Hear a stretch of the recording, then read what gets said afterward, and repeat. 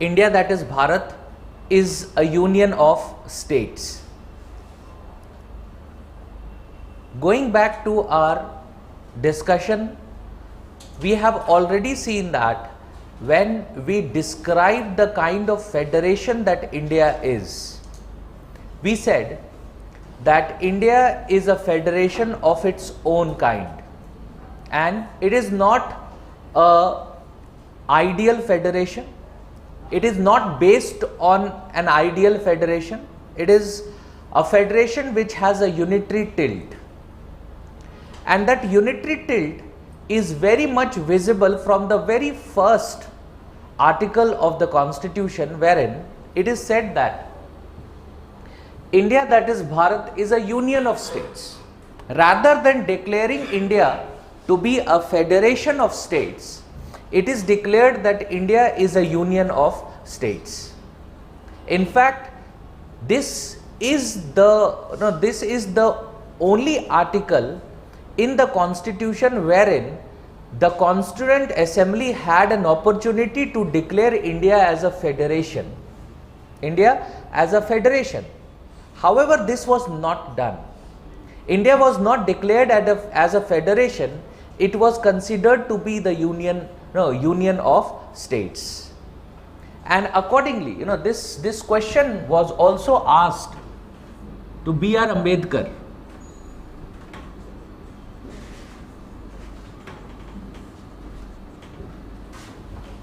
Why is it that India has been declared as the union of states?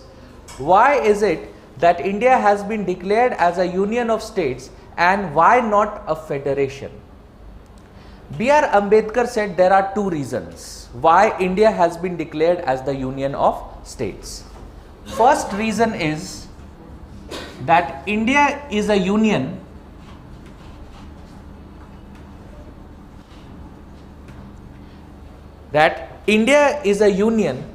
because our federation is not destructible.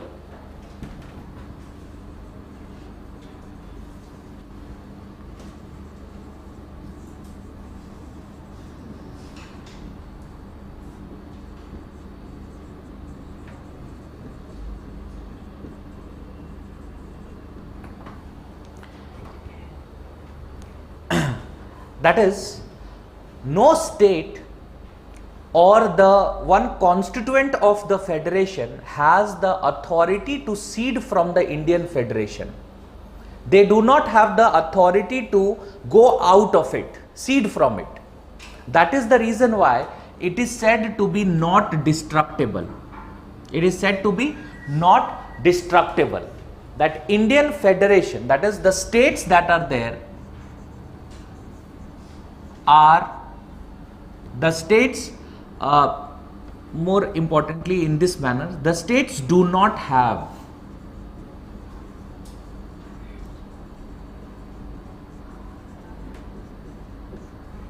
territorial sovereignty.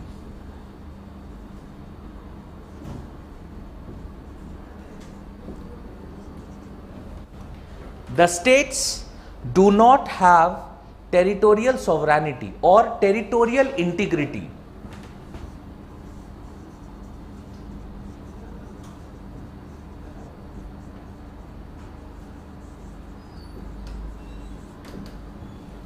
They do not have territorial sovereignty or territorial integrity, which means at any point of time the union can change, alter the boundaries, areas, name of such states, and states do not have any kind of territorial sovereignty. Now, B.R. Ambedkar also said that the second reason for India being declared as a union of states rather than just a federation of states is that our federation, that is the Indian Federation,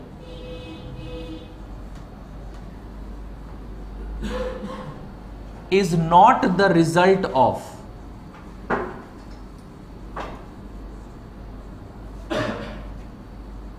an agreement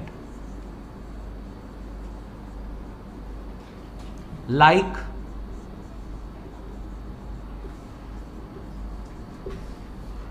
like the US. Like the US. So if if you go back to the history of US, you would find that historically speaking, US, the federation that comes into being, it comes into being because of an agreement between some states coming together, pooling their sovereignty, coming to an agreement, and then forming the United States of America. B.R. Ambedkar is of the opinion that this is not the case when it comes to India. This is not the case when it comes to India, and our federation is not the result of an agreement. That means states have not decided to come together and form the Federation of India. That is not the case. And that is the reason why India has been declared as a union and not as a federation. Clear? Now, Article 1 of the Constitution also has, also states two terms. First is obviously the Union of States. The second term that has been mentioned is Territory of India.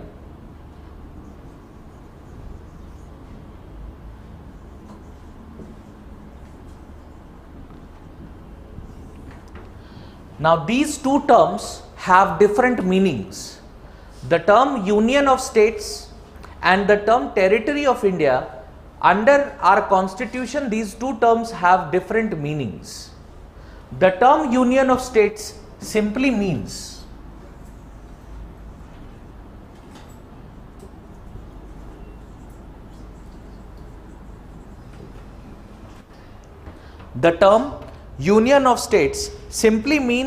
the idea of states.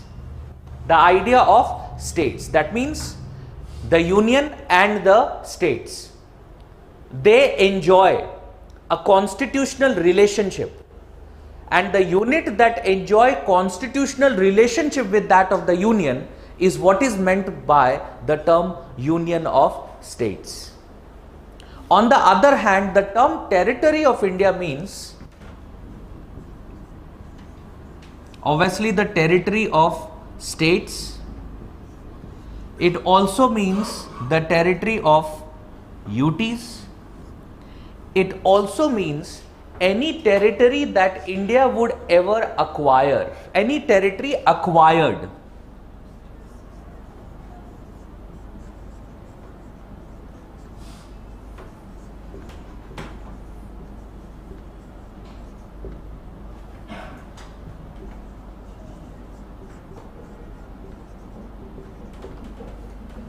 Any territory that is acquired by India or government of India. So whenever we talk about the term Territory of India includes these three: states, or the territory of the states that are there. It also includes the territory of UTs, and it also includes any territory that is acquired by India. But if we talk about the term Union of States, the term Union of States simply means the fact that there is a particular, there are certain authorities or certain units that enjoy a constitutional relationship with that of the Union. And the term Union of States only means this: those units, those territory or those units which comprise or which enjoy a constitutional relationship with that of the Union.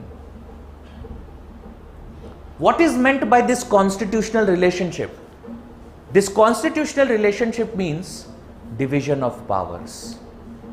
That means when we say the Union of States, the term Union of States includes those units which enjoy a division of powers, with that of the Union. Does UTs enjoy division of powers? Does UT have any powers with respect to any constitutional relationship that it enjoys with the state? No. With the Union? No. It does not enjoy. Union territory means union administered territory. It simply means union administered territory. Does UT have a legislature? No.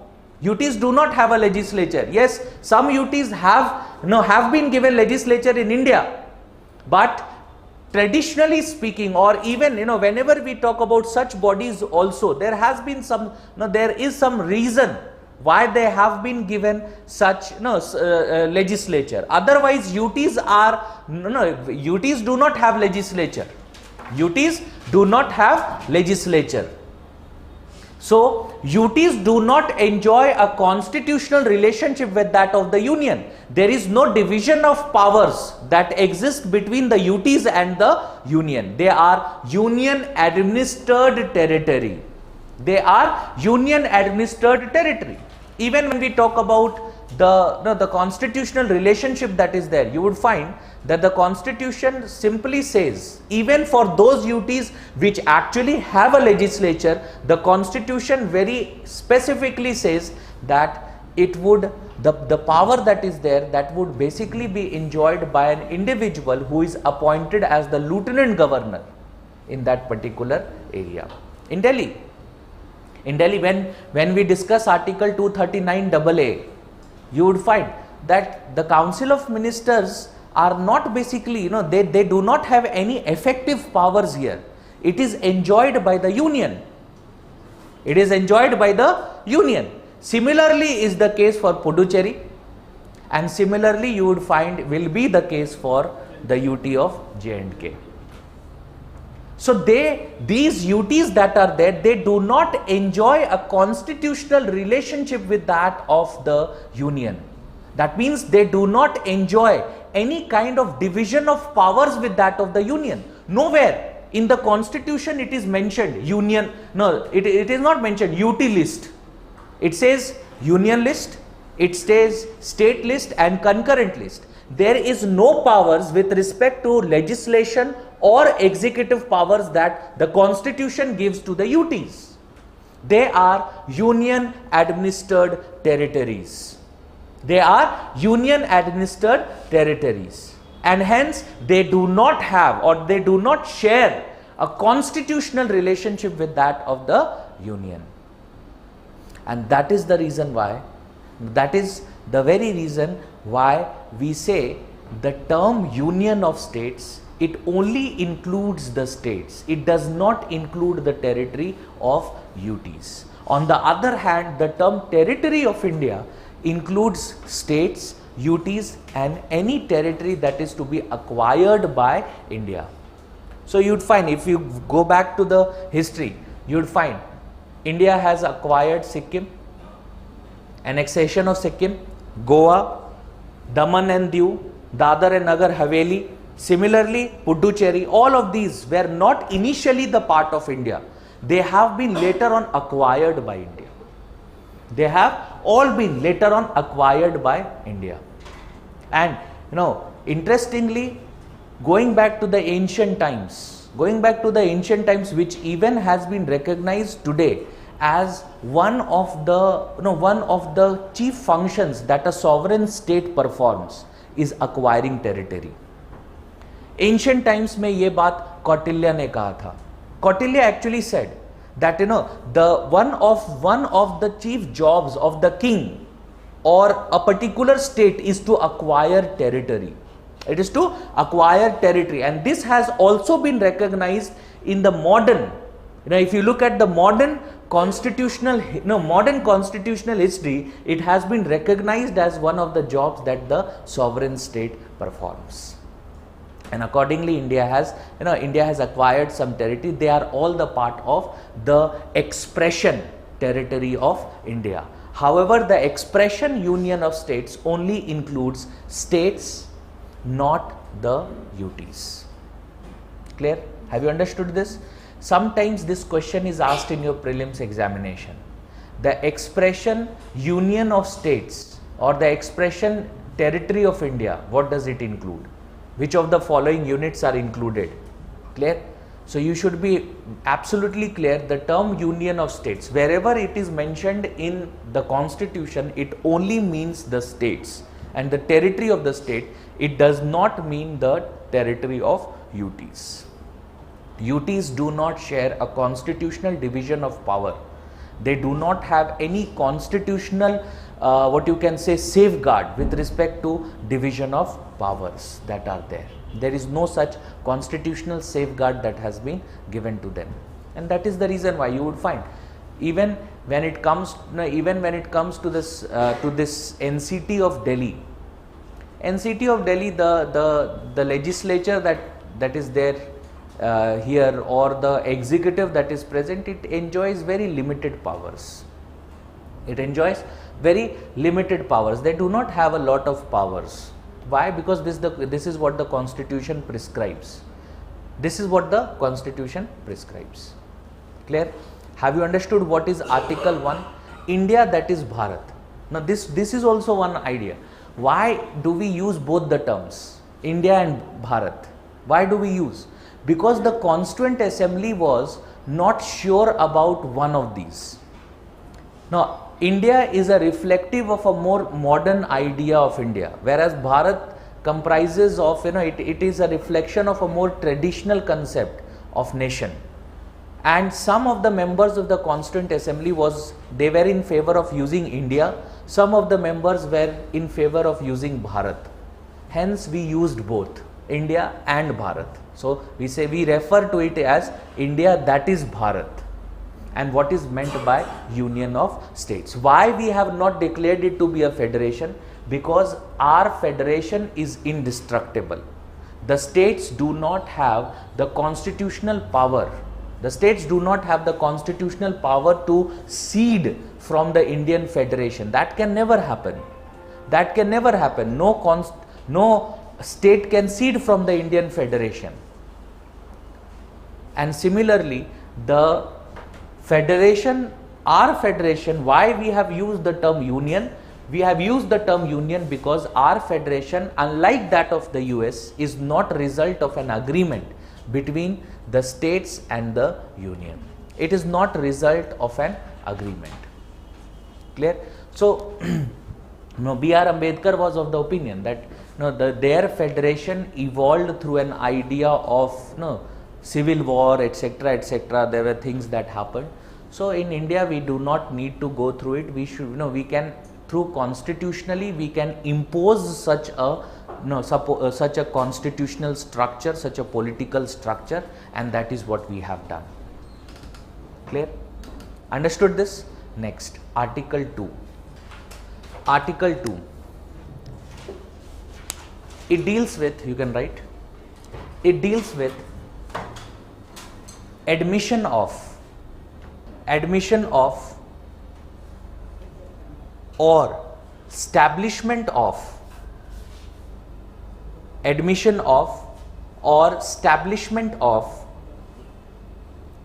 a new state. The Parliament may by a law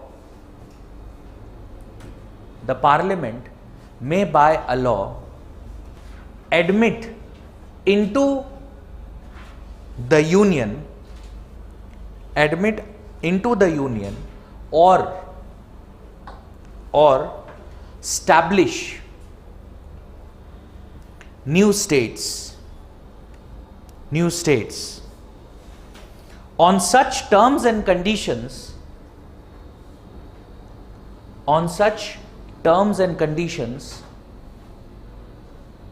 as it thinks fit.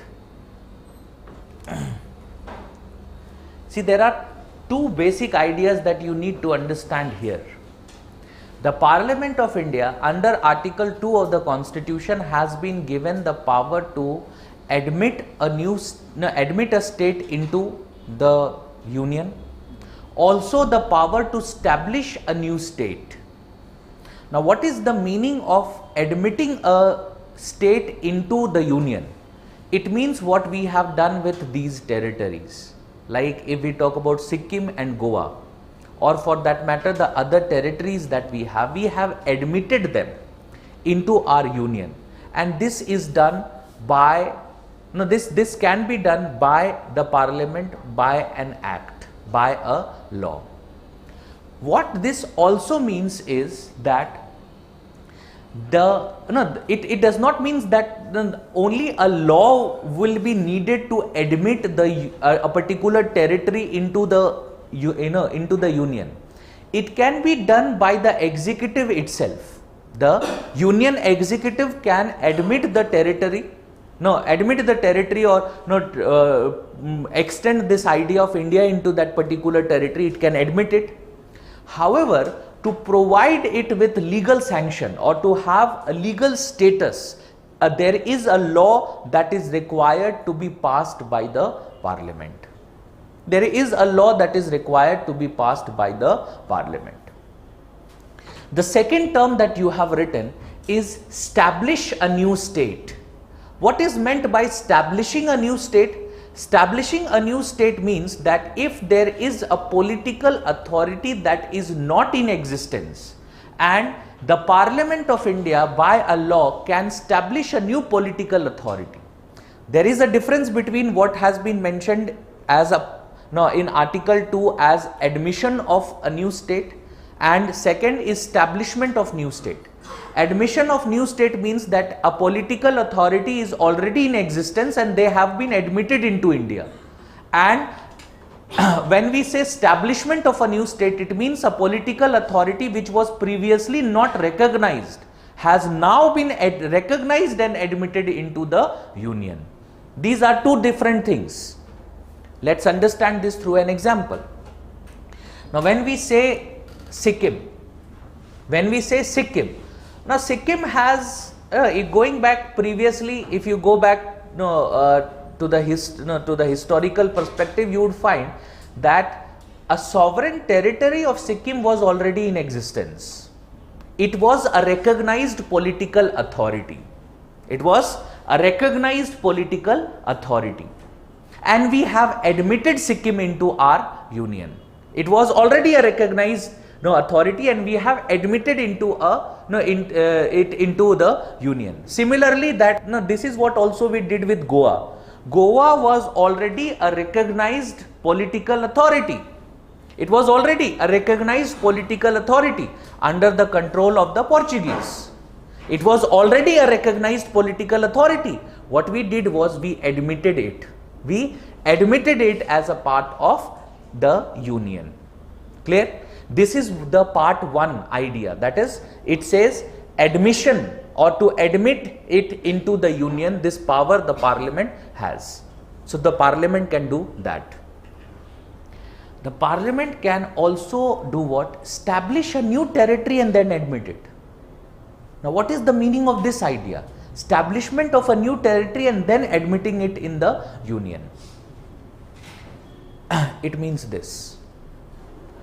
Tomorrow, if India wants to admit, suppose, Balochistan in its territory. Now, currently it is recognized as Pakistan and Balochistan is just a province in Pakistan. Clear? So, Balochistan, it has no separate political, it has not been recognized as a separate political authority. But if India wants to do it, the Parliament of India can do it, that is, pass a law, recognize Balochistan as a separate territory and then admit it into the Indian Union. This can also be done. Though there was difference hai. What is the difference? Goa and Sikkim they were already existent political authorities and they were admitted into the union. Whereas Balochistan does not have that status as of today. Balochistan has not been recognized. Balochistan has not been recognized as a separate political entity. We can admit it as a part of the Indian Union, recognizing it as a separate or establishing it as a separate political entity. Clear? This is what we can do. और जैसे हमने बांग्लादेश के साथ किया, establishing a new country, we could have admitted Bangladesh into India as well.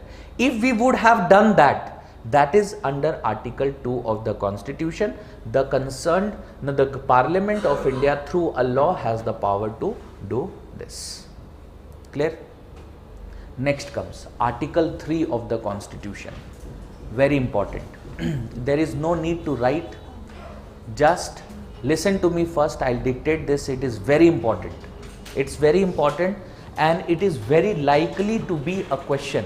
In a year or so, you might get a question on Article 3 of the Constitution. Yes. So then what is the case with Jammu and Kashmir? Like the parliament may by law admit into the union, so it comes under this act. It is already part of it. See, it is already up. No, saying talking about J&K, it is already a part of the Indian Union.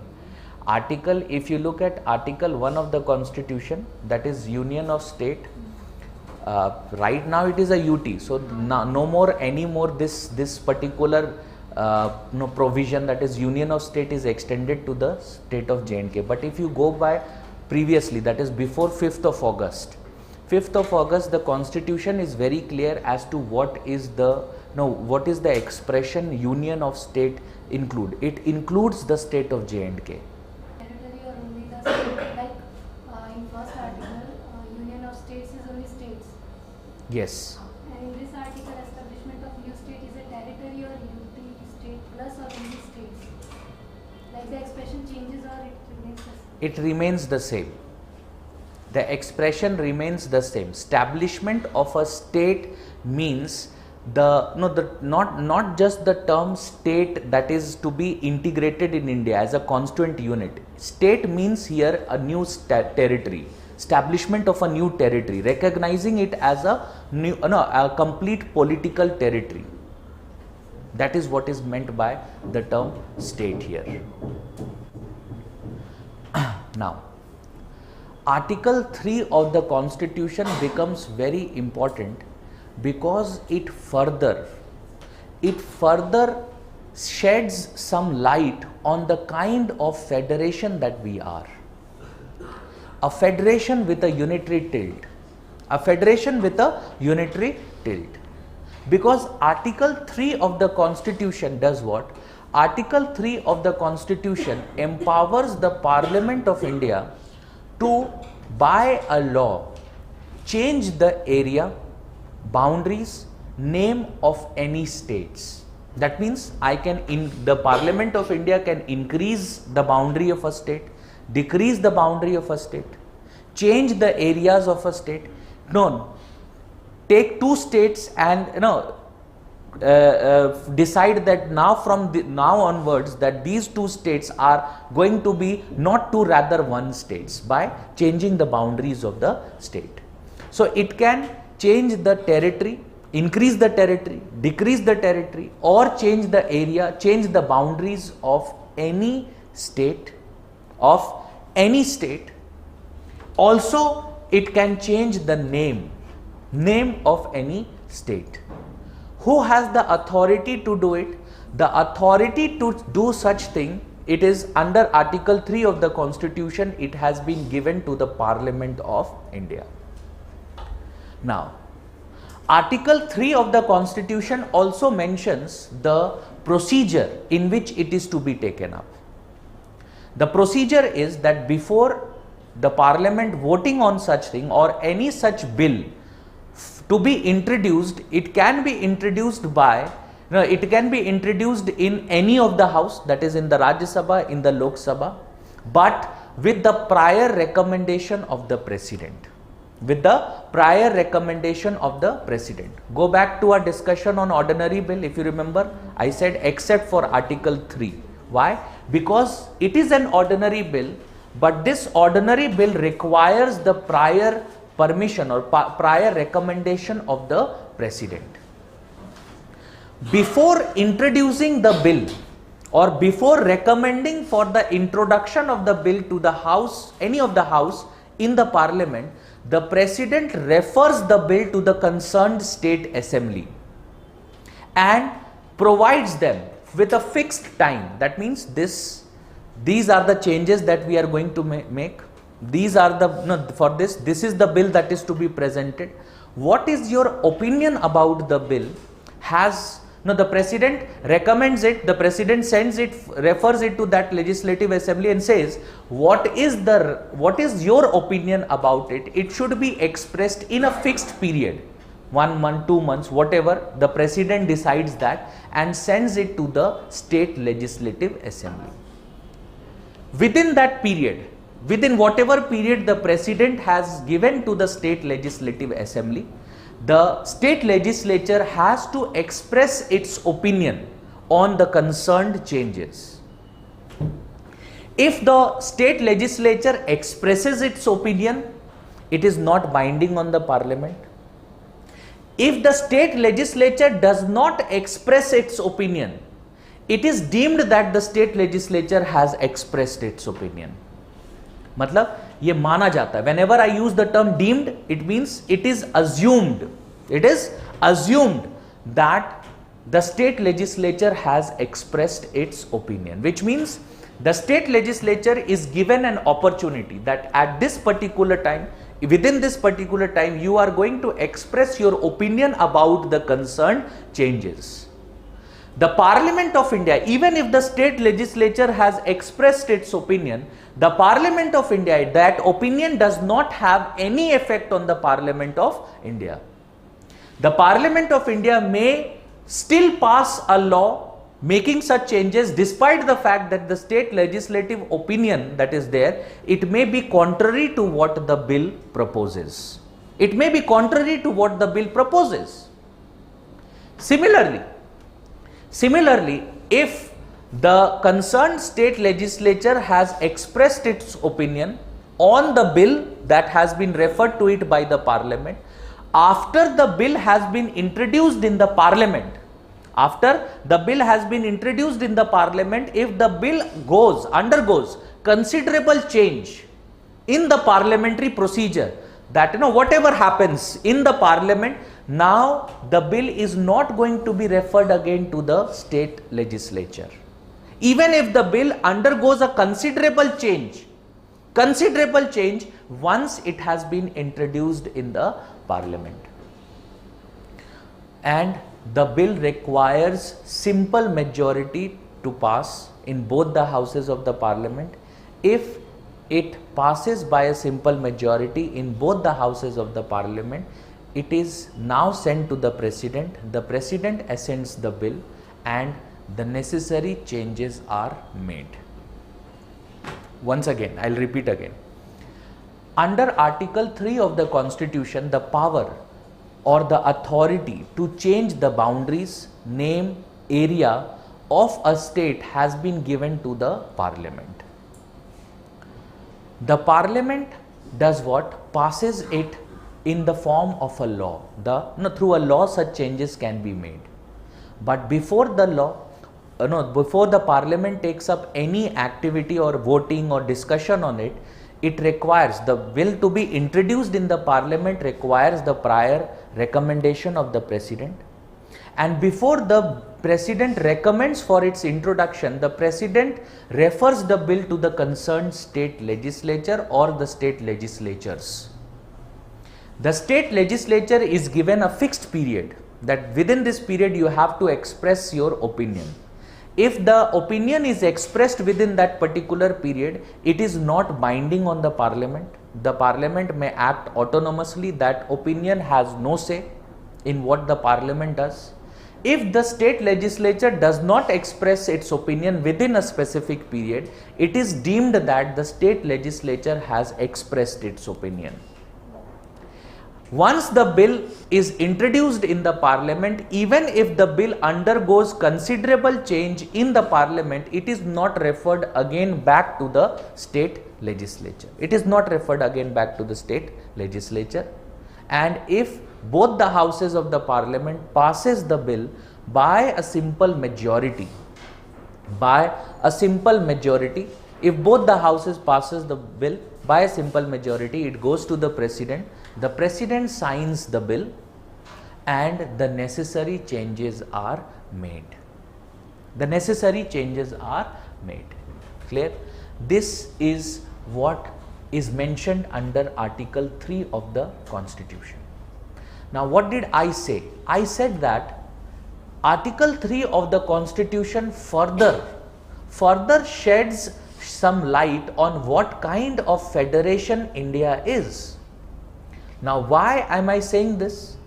I am saying this because if you look at Article 3 of the Constitution, Article 3 of the Constitution proposes this idea that when it comes to the sovereignty of India cannot be questioned because no states have the power to cede from the Indian Federation, which we have discussed in Article 1. Further, it says that not only does the states do not have the power to cede from the Indian Federation, but the states do not have territorial sovereignty or territorial integrity. At any given point of time, the Parliament through a law might change the areas, boundaries and the name of that particular state. Which means India is considered to be an indestructible union of destructible states. ये phrase use किया जाता है. India is a union of India is an indestructible union of destructible states. Why it is destructible? Because the Parliament by a law at any given point of time can make necessary adjustments in areas, boundaries and in the name of the state.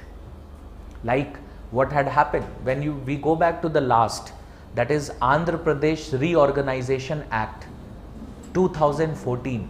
Andhra Pradesh Reorganization Act 2014.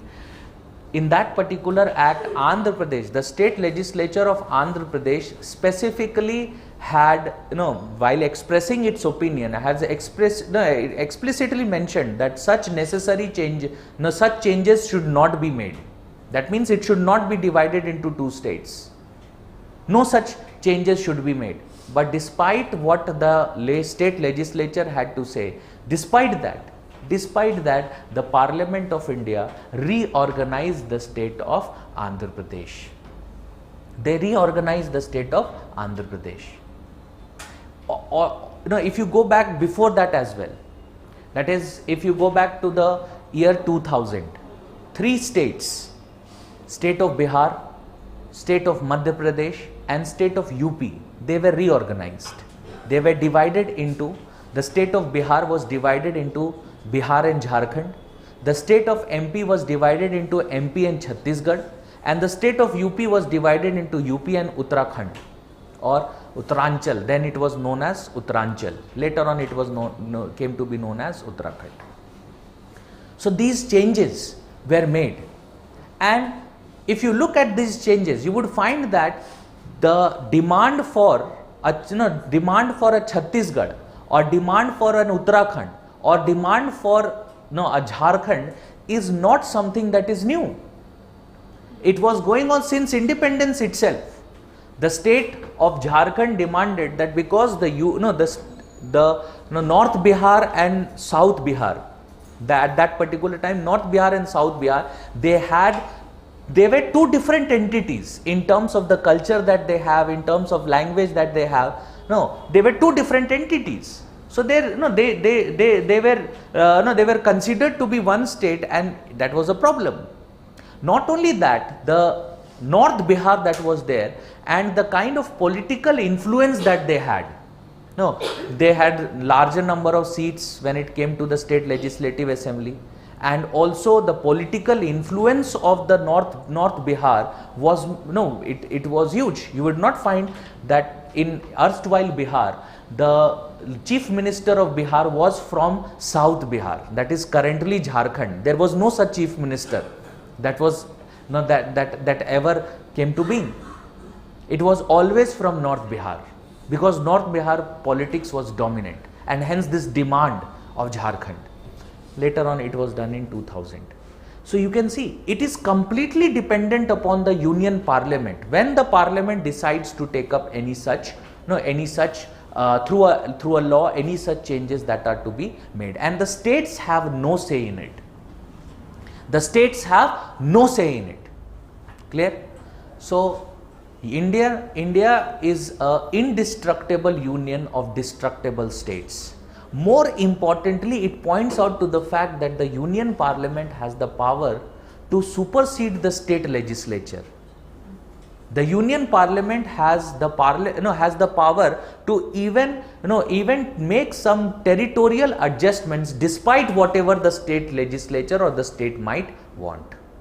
This again focuses, or it again the implicit idea here is that India is a federation with a unitary tilt. India is a federation with a unitary tilt. Clear? This is what Article 3 of the Constitution says. Clear?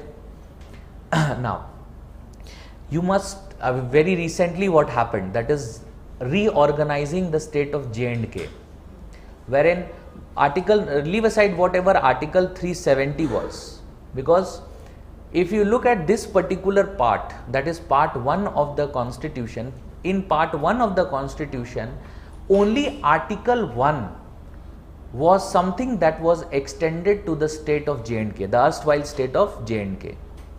Except for that, if you look at the Constitution of India, you would find that the Constitution of India, wherever the term states was used, the Constitution of India, the term states did not include the state of J&K. It did not include the state of J&K except for what is mentioned under Article 1. Why? Because it was, if you go back to what happened in 1940s, 1948 to be very specific, there was an instrument of accession signed. Later on, Article 370 was included, Article 35A was included. Article 370 and 35A, more appropriately Article 370 of the Constitution provided that the state of J&K that was there, the legislature of the state of J&K would decide, would take any such decisions. Hence, they did not have, such Article 3 of the Constitution was not extended to the state of J&K. But the reorganization of J&K that happened, happened in this procedure. This procedure was followed.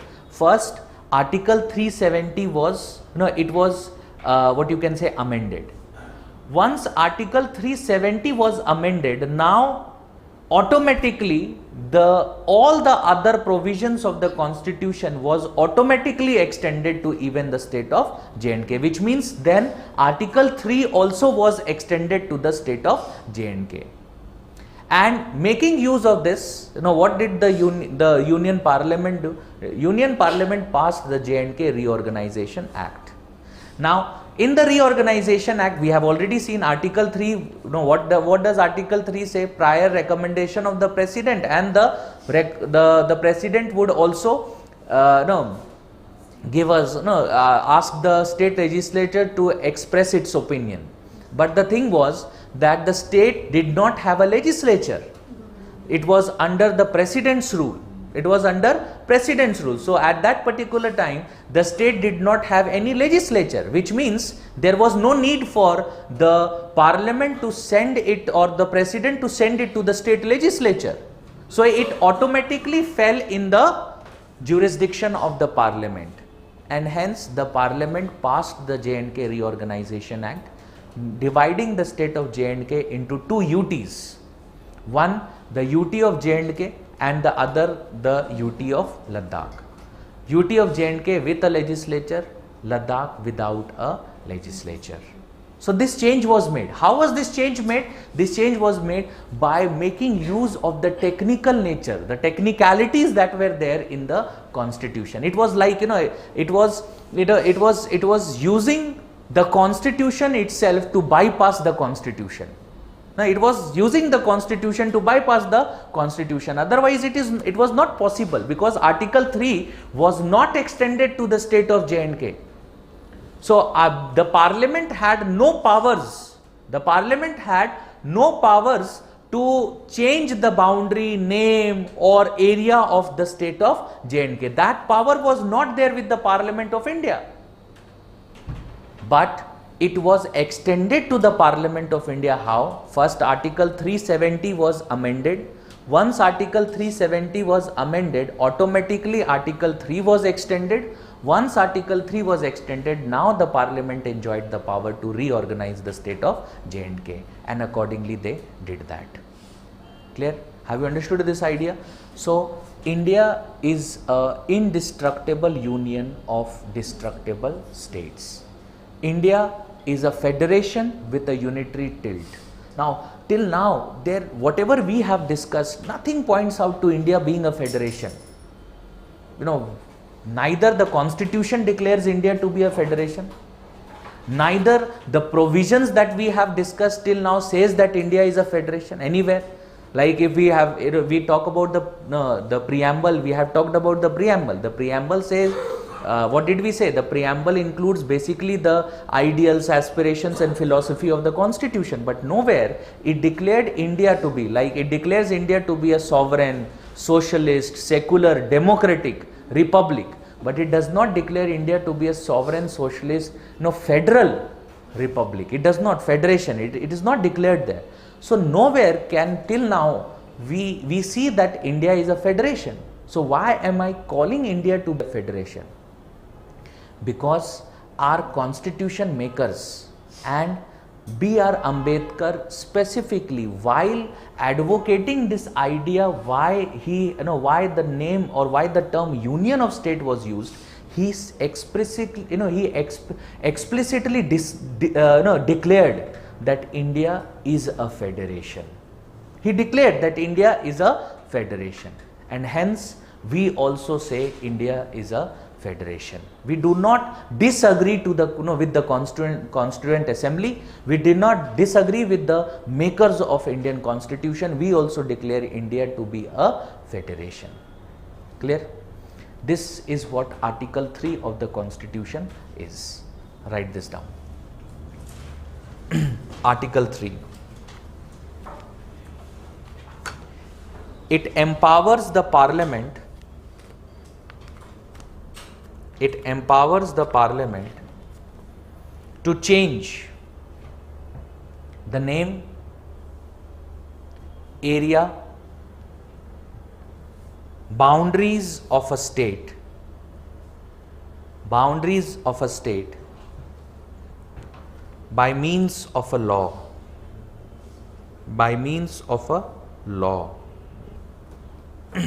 For this purpose, a bill can be introduced.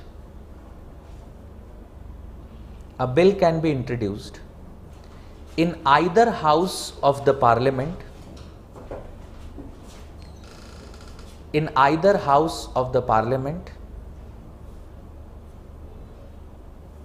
Upon the recommendation of the President.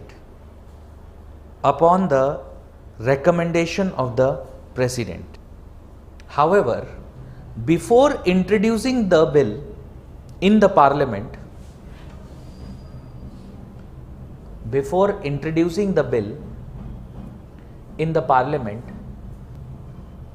it should be referred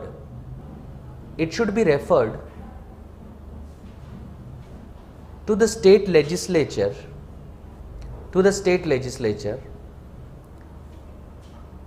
for expressing its view on the proposed changes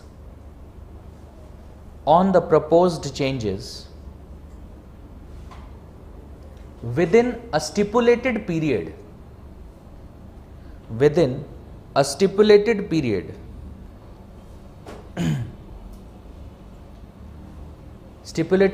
by the President. If the state legislature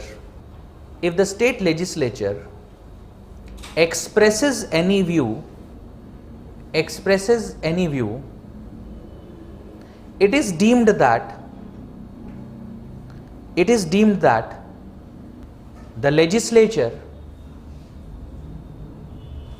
the legislature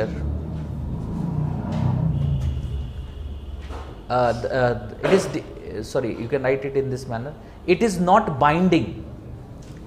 Expresses any view. It is not binding on the President, on the Parliament. It is not binding on the Parliament. On the other hand,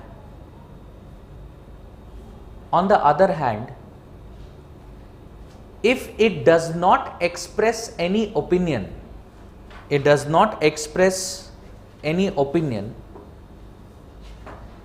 is deemed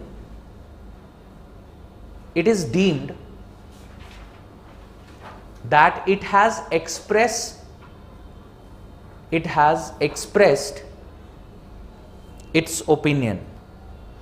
After the bill has been introduced,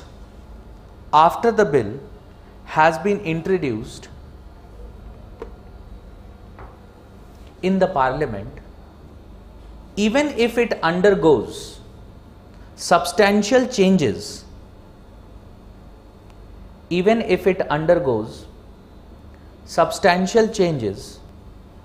the bill need not be referred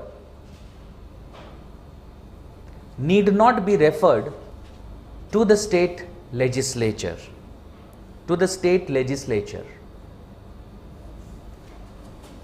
It requires simple majority for its passage.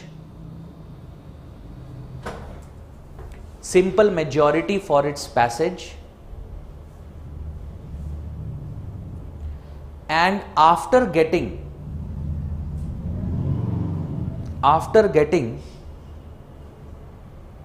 presidential assent,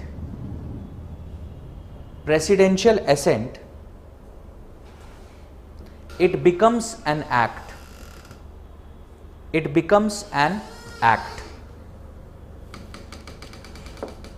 And the necessary changes are made.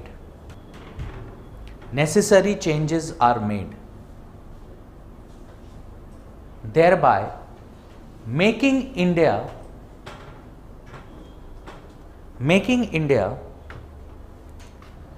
an indestructible union,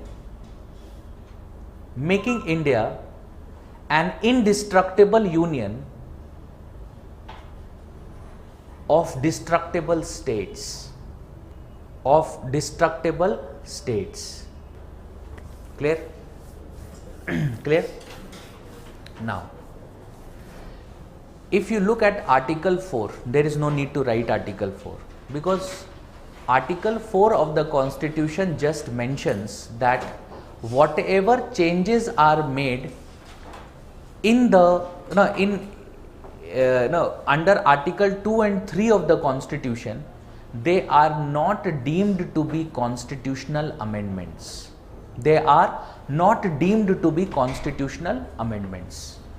Now, what does this idea mean? It simply means that, suppose tomorrow we take up, today we have 28 states, tomorrow what we decide to do is that because of a political party comes to power and decides to further take up certain states which are very large states, if they are further to be divided into suppose some smaller states, and they divide UP into 3, because there is a demand called as Bundelkhand, etc., you must have heard about. Any such changes that are made under Article 3 of the Constitution, it is not deemed to be a constitutional amendment, which means it is, though it changes the Constitution, because once you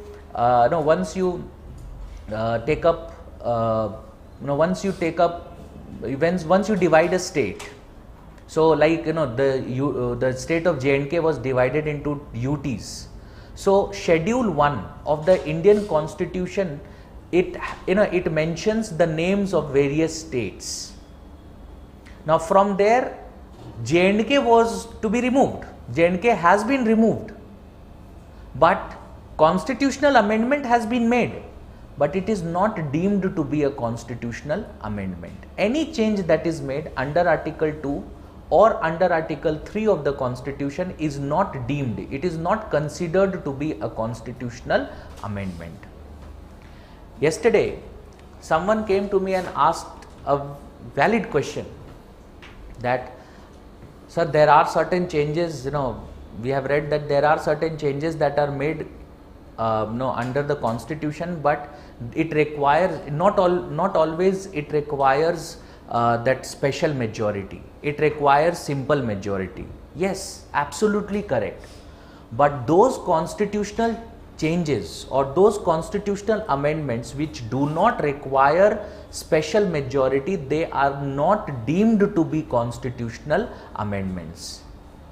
constitutional amendment होता है पर माना नहीं जाता है, उन्हें constitutional amendment माना नहीं जाता है. They are not deemed. The term deemed, I am explaining the term deemed. It simply means that these changes that are there, they are not deemed, they are not supposed, they are not considered, they are not assumed to be constitutional amendments.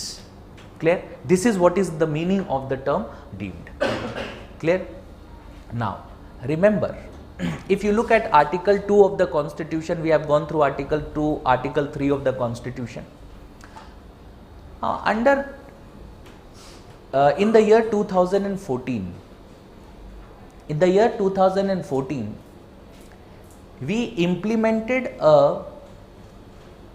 agreement that we had taken up with with Bangladesh, an agreement that was signed in 1974, an agreement with respect to certain exchange of some boundaries, exchange of certain boundaries. And there were certain conclaves, उन्हें conclaves हम कहते थे, because they were there were certain territories which were which were considered to be no man's land. Neither it was a part of India, neither it was a part of Bangladesh, and for administrative convenience also we needed to make certain changes, and all of it was there. It was signed in an agreement in 1974 itself between Indira Gandhi and Mujibur Rahman. Both of them signed an agreement, an agreement, but we implemented that agreement in 2014. And in 2014, to implement that particular agreement, we made a constitutional amendment. Now we had to actually amend the constitution to implement that particular change. But we have just read that Article 2 and Article 3, whatever changes we make under Article 2, which empowers the Parliament to, through by a law, establish a particular state or admit a particular state, and Article 3 talks about something that is internal to India, any state and boundary, changing boundaries, areas, etc.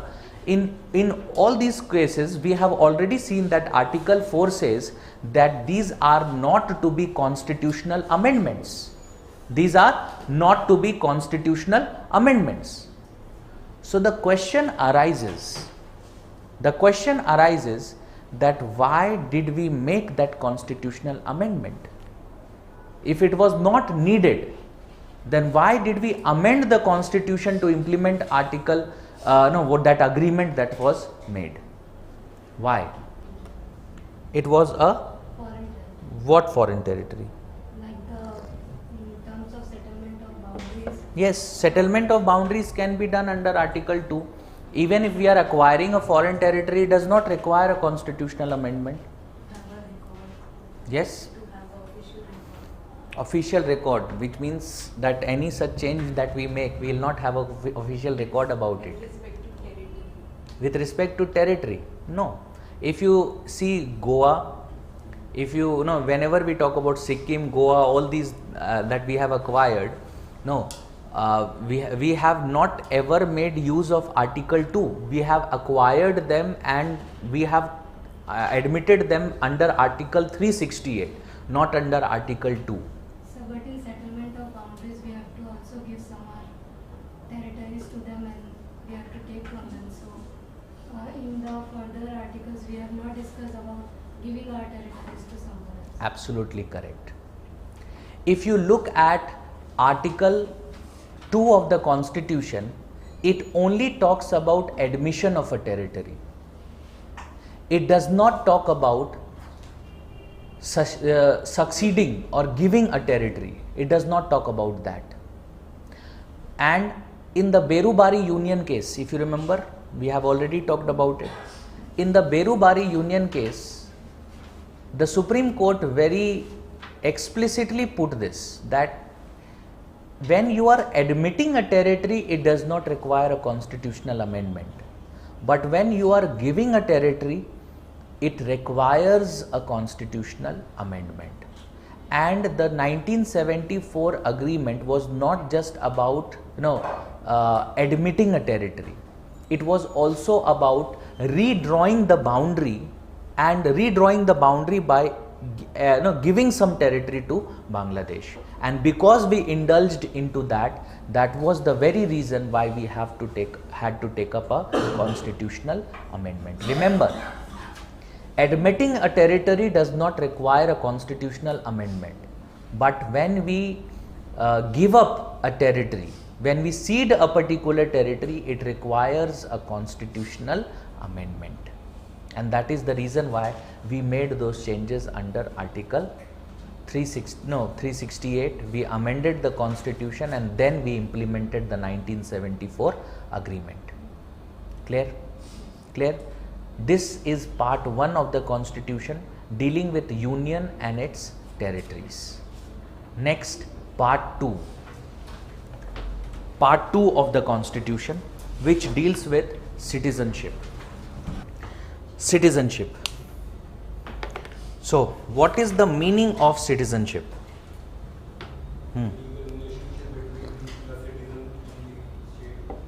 Yes? Legal relationship between the citizen and the state. That is what is called as citizenship. Yes. How does this legal relationship manifests itself? Not just fundamental rights and fundamental duties. This legal relationship manifests itself in the form of rights and duties, not just fundamental rights. Not just fundamental rights, it is something that manifests itself in the form of rights and duties. Let's understand this. Whenever we talk about individuals in a country legally can be divided into two. They are either citizens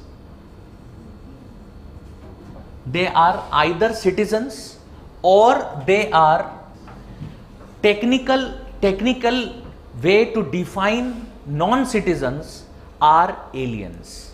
We consider them to be aliens. Now, when we say citizens and aliens, how do we differentiate between them?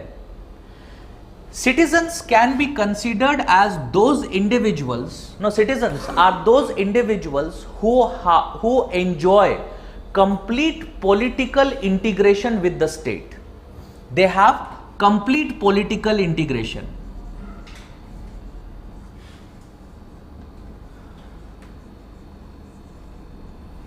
Complete political integration with the state. On the other hand, when we talk about foreigners or aliens, this is not the case. This is not the case. Why? Because when we talk about the citizens enjoy all rights and they also have certain duties. They have certain duties. On the other hand, when we talk about aliens do not enjoy all the rights. Like if we talk about fundamental rights under Article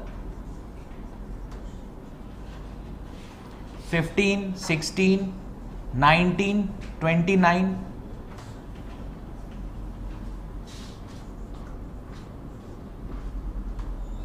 and 30. These rights are not enjoyed by aliens. These rights are only enjoyed by citizens. 15, which prohibits the state from any kind of discrimination. But you would find when we actually go through Article 15, you would find that we do not, in the grounds on which it has been mentioned that the state shall not discriminate, we do not have this idea of citizenship there, that state will not discriminate on the grounds of citizenship. No, the state has all the powers, all the authority to discriminate among citizens on the basis of citizenship. Citizens of India will get more rights than non-citizens. Article 16 deals with public employment. That is, no discrimination in public employment does not mean right to public employment. It only means that as a citizen, we are not to be discriminated against by the state while giving public employment. Article 19 of the Constitution, it is, it is set of rights, like it includes the right to freedom of speech and expression, right to freedom of assembly peacefully without arms, right to freedom of associations and cooperatives, right to freedom of movement, right to freedom of profession, right to freedom of residence and settlement. All these rights are mentioned under Article 19. But some of these rights may not be given to aliens. Some of these rights may not be given to aliens. Like whenever we talk about freedom of movement is not there with the aliens. Those individuals who are not citizens, they are not allowed to go to some places. They are not allowed. They cannot go to certain places. They are not allowed to go there. They are not allowed to visit there. This is not the case when it comes to Indians. Clear? So that is not there. Similarly, when we talk about right to settlement, right to settlement is not there. No, they can never be considered as a domicile of India. That will never happen. They will never be considered as a domicile of India until unless they get citizenship of India. Similarly, Article 29 of the Constitution provides certain rights to communities with a distinct language and a distinct culture. Now, if a community has a distinct language script in India or a distinctive culture, they under Article 29 have the right to protect the same. They can protect it. They can take any measures to protect their culture. They can take any measures to protect their language script.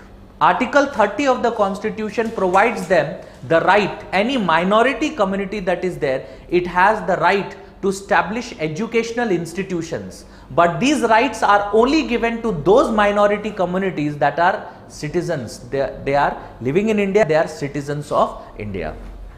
Only those individuals have these rights. Similarly, right under Article 326, which provides us the universal adult franchise, that is right to vote. Right to vote is not given to non-citizens. Right to vote is not given to non-citizens. It is not given to non-citizens. At least in India, right to vote is not given to non-citizens. Yes, in some countries this actually happens. Right to vote is given to non-citizens also. Like in some European countries, when like Belgium. In Belgium, if you are a non-citizen, you have the right to vote if you are residing in that particular country for some period. If you are not, even if you have not been given citizenship, you have the right to vote in local elections, not in national elections, but the right to vote in local elections. Such rights are not given to any individual who is not a citizen in India. Clear?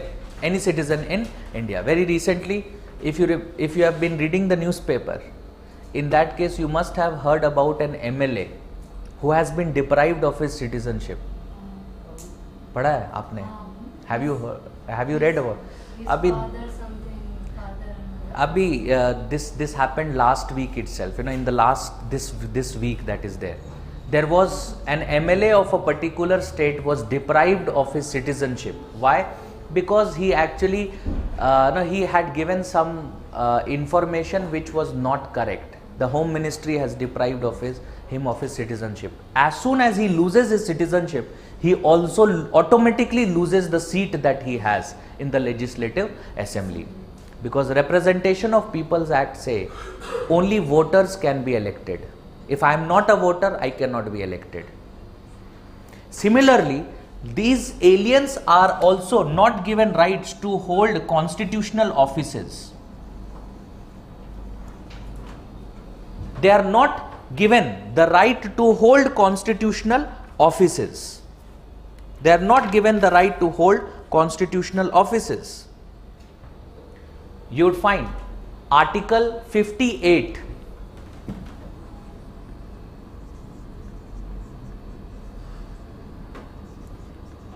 Article 66, Subclause 3,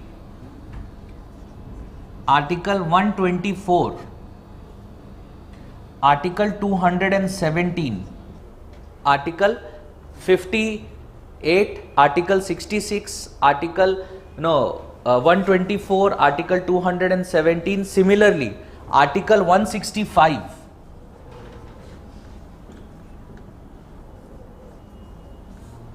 Article 157. All these are basically articles dealing with certain constitutional offices. Article 58 deals with the office of the president, and it has been mentioned, it is like a qualification who can become the president of India, and it's specifically Article 58 says citizen of India. Article 66 clause 3, vice president. Article 124 clause 3, Supreme Court judge. Article 217, High Court judge. Article 157, the governor. Article 165, the chief ministers. Similarly, Article 76, the prime minister. All these constitutional offices are there, and these constitutional offices cannot be held by a non-citizen. They cannot hold such constitutional offices.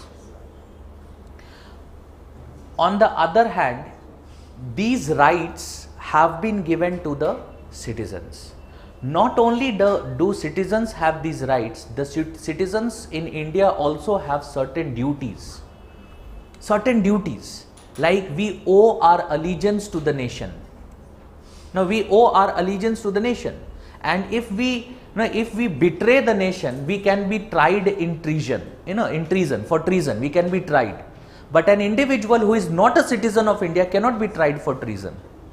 Why? Because they hold certain, they hold an allegiance, they owe their allegiance to some other nation, and hence they will not be tried for treason in India. They are not tried for treason in India. Clear? So, not only do citizens enjoy certain rights, citizens also enjoy certain duties.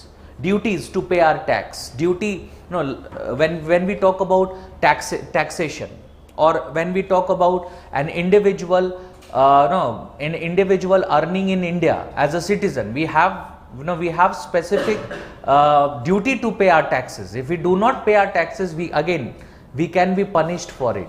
But that is not the case for foreigners. That is not the case for aliens. And individuals who are aliens may not necessarily be, they may not necessarily have to pay taxes here. Similarly, when we talk about other duties that we would have, in case of war, the state can force us to take up war on behalf of the state. But that is not what the state can do for the aliens. So, individuals can be divided into citizens and aliens. And what is the meaning of this idea of citizenship?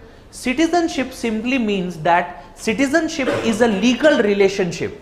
It is a legal relationship that the concerned citizen has with the state. Once I am declared as the citizen, once I am declared as a citizen of this particular state, I am now bound to act in a certain manner. And similarly, the state is also bound to legally provide me with certain rights. So, it is a legal relationship which the citizen has with the state. And how does this legal relationship manifests itself? This legal relationship manifests itself in the form of rights and duties. This legal relationship manifests itself in the form of rights and duties. We have certain rights as a citizen, we have certain duties as a citizen, aliens will not enjoy similar rights, they will not have similar duties. This is what is citizenship. Clear? This is what is citizenship. And in India, despite the fact that we in India we follow a federation, we have single citizenship. Yesterday also we did talk about it, fraternity, to promote brotherhood. We follow the idea of single citizenship. Always, we are always citizens of India, not citizens of any other state. Why? Because it promotes a sense of belongingness to the territory, a sense of brotherhood. We are all Indians. We are all Indians. Clear? So we, despite being a federal country, we follow single citizenship. On the other hand, if you compare this provision to an ideal federation like that of US follows the provision of dual citizenship. In fact, all other federal nations, they follow the principle of dual citizenship. In India, we follow the principle of single citizenship. Dual citizenship there works in this manner. They are all the citizens of United States of America and they are also the citizen of a particular state. We are all citizens of India. We are not citizens of a particular state. No, we are not citizens of a particular state. We have the right to reside anywhere, settle anywhere, and we enjoy the similar rights once we reside or settle anywhere. That is not the case when it comes to US. When it comes to those countries which follow the idea of dual citizenship, this is not the case. Why? Again, they will follow this discrimination that is there. That if you are a citizen of suppose a particular state, in that case there will be certain rights that you will enjoy as a citizen of that particular state. So you will enjoy the rights as a citizen of US and you will also enjoy the rights of as a citizen of a particular state. Like when we were talking about these constitutional positions. So you would find in US these constitutional positions that are there in the matter of elections, etc. Only individuals who are citizens of that particular state can be elected to certain offices, not everyone. We do not make any such discrimination. When we talk about elections to the Lok Sabha, देखो हमारे Prime Minister, he belongs to Gujarat, state of Gujarat. He has contested elections from the state of UP. No, from the state of UP. He has won elections from the state of UP. Similarly, you would find that there are these things do not matter. Again, Rahul Gandhi, he has contested elections from Kerala and he has won a particular seat from Kerala. He might not be a citizen of Kerala. So no such prohibitions are placed on a citizen of India. In India, citizenship, who takes up the matters of citizenship, who regulates the matters of citizenship? Under Article 11 of the Constitution, it is the Parliament of India who has been made responsible for regulating citizenship. And the Constitution does not regulate citizenship. The Constitution of India does not regulate citizenship. The Constitution of India just mentions, that is, if you look at Article 5 to Article 11 of the Constitution, Article 5 to Article 11 of the Constitution deals with citizenship.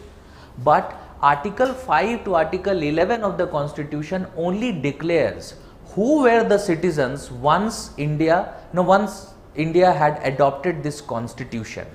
So who were the citizens once our Constitution was adopted? This is what has been mentioned in the Constitution. Post that, Article 11 of the Constitution has done what? Article 11 of the Constitution has empowered the Parliament of India to regulate citizenship, and accordingly the Parliament of India has passed a law called as Indian Citizenship Act of 1955, and this is the law which regulates citizenship in India. So if you look at the role of the Constitution, the Constitution has to say that the Constitution provides for two important provisions. First, Article 11 of the Constitution empowers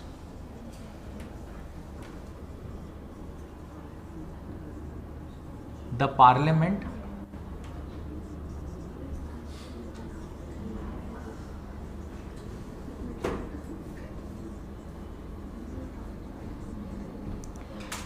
Article 11 of the Constitution empowers the Parliament to regulate citizenship.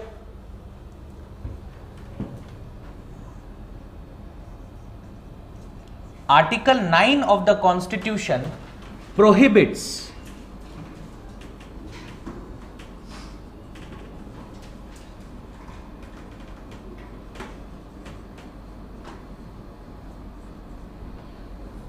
Article 9 of the Constitution prohibits dual citizenship. Prohibits dual citizenship, and the rest of the articles that are there, that are mentioned in the Constitution, they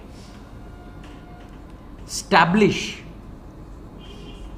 who are citizens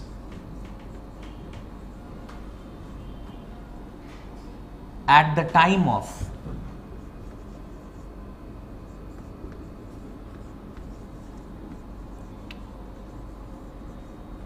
commencement of the Constitution. At the time of the commencement of the Constitution. Clear? Clear? So, if you look at the citizenship laws that are there, citizenship provisions that are mentioned in the Constitution, citizenship provisions are very, they only mention this, that yes, under Article 11, the Parliament of India has been empowered to regulate citizenship. Article 9 of the Constitution prohibits dual citizenship. So, Article 9 says if an individual voluntarily accepts citizenship of any other country, if they voluntarily accept citizenship of any other country, they automatically lose citizenship of India. They automatically lose citizenship of India because India does not provide for dual citizenship. And the rest of the provisions that are there, if you look at Article 5, Article 6, Article 7, Article 8, all these provisions basically provide who were the citizens at the commencement of the Constitution. Article 5 of the, there is no need to write, I'll just give you a brief about what is mentioned here. Article 5 of the Constitution very simply says that citizenship, who were citizens of India during the commencement of the Constitution, and it says that any individual who was born in the territory of India, or more appropriately, Article 5 says that citizenship in India was to be decided on the basis of domicile. On the basis of domicile. And who will have the domicile of India? Any individual who is born in India. Any individual who is born in India automatically gets domicile of India. Or an individual whose parents were born in India, they get domicile of India. Or an individual who has been an ordinary resident of India for at least 5 years. For at least 5 years during the commencement of the Constitution, the individual will also be considered as a domicile of India. आपने ये term सुना होगा, domicile. What is the meaning of the term domicile? Yes? No. What is the meaning of the term domicile? Suppose, forefathers की आप बात कर. Suppose I am an individual who is born in the state of Jharkhand. I come to Delhi, I stay in Delhi, I buy a house here in Delhi. I have been staying in Delhi for the last 10 years. Am I a domicile of Jharkhand or Delhi? Yes. Where am I a domicile of? Jharkhand? No. See, domicile means where you are residing and where you have an intent to reside there for an indefinite period. The Constitution does not define what is domicile. The Constitution does not. But what is meant by domicile? Domicile means when you are a resident of a particular place and you have an intent to reside there for an indefinite period, which means it might be your lifelong, or if you have an intent to reside there for an indefinite period, that means it's not 4 years, 5 years, 6 years, no. If you have an intent to reside there for an indefinite period, you are a domicile of that particular area.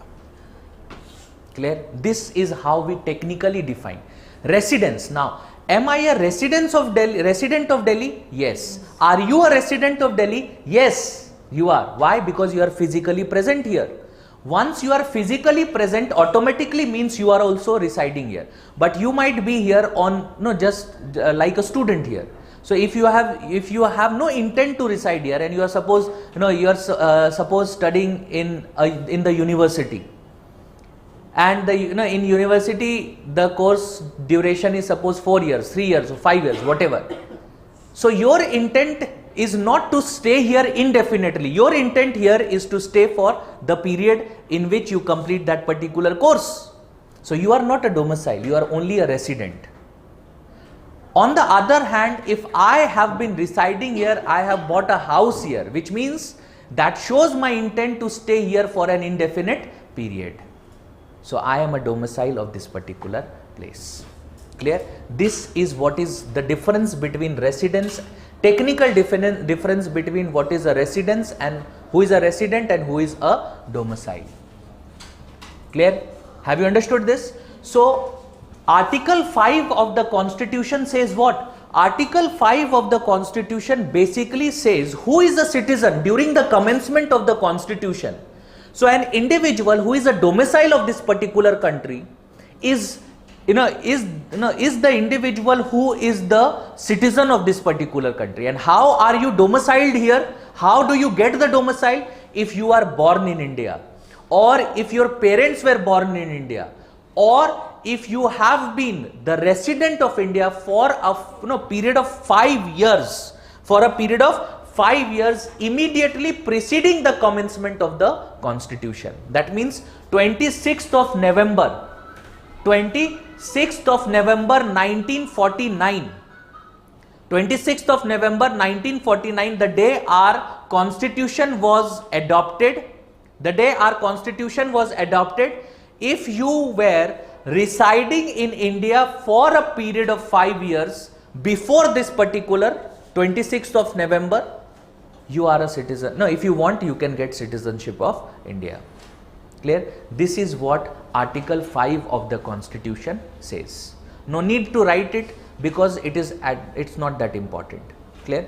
When we discuss the Citizenship Act, that is more important. Next, Article 6 of the Constitution says what? It talks about rights of certain citizens with respect to citizenship who have migrated to India from Pakistan.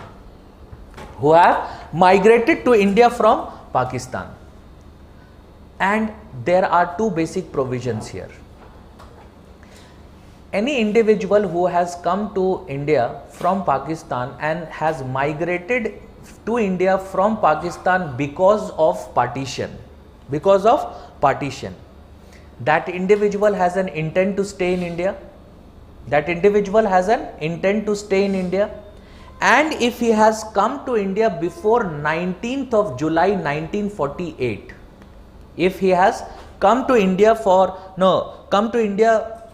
before 19th of July 1948, he automatically gets citizenship of India. If an individual has come to India after that, that means on 19th of July 1948 or after 19th of July 1948, in that case the individual has to do what? The individual has to satisfy certain conditions, and if he satisfies certain conditions, he gets citizenship of India. Conditions such as he or his parents should have been born in India in accordance to the Government of India Act 1935. So what was India according to Government of India 1935? If he or his parents were born in India in that particular territory, that. Second, he has made an application for citizenship. Third, he has resided in India for not less than 6 months period. And fourth, if he has been registered, or if he was registered by an officer of law as wanting citizenship of India. If he has if he satisfies these 4 or 5 conditions, automatically he gets citizenship of India. Clear? You need not remember this, I am just explaining you. I am just explaining you, so that if you go back, there should not be any confusion. So it says, what does Article 6 say? Article 6 talks about rights of those individuals who have migrated from Pakistan to India because of partition. So because of partition, if you have come to India before 19th of July 1948, and you come here and you have registered yourself that yes, I want citizenship of India, you get citizenship of India. If you have come to India, if you have migrated to India on 19th of July or after 19th of July 1948, in that case you have to satisfy certain conditions, like you should have been born in, or your parents should have been born in, or your grandparents should have been born in the India as defined in accordance to Government of India Act 1935, which means it includes the territory of Pakistan, it includes the territory of Bangladesh, all these were the part of India. So if that definition, if you were born in that territory. Second, if you have applied for citizenship in India. Third, if you have resided in India for not less than 6 months. And fourth, if you have shown your intent by registering yourself as a citizen of India, by an officer of law as wanting citizenship of India, if you have satisfied all these conditions, you get citizenship of India. Clear? Yes. Sir, your child will get citizenship of India? If the child wants, the child gets citizenship. If the child wants, the child gets citizenship. If you are born in India, even if your parents are not citizens of India, if you are born here, if you want citizenship of India, you get citizenship of India. See, the basic idea is that we consider, if you look at Citizenship Act of 1955, Citizenship Act of 1955 recognizes one mode of acquiring citizenship, that is by birth. If you are born in India, then you get citizenship of India. That means after 18 years you can apply. But if you are born in India and your parents are Indian citizens, then you automatically get Indian citizenship. There are certain criteria there. Clear?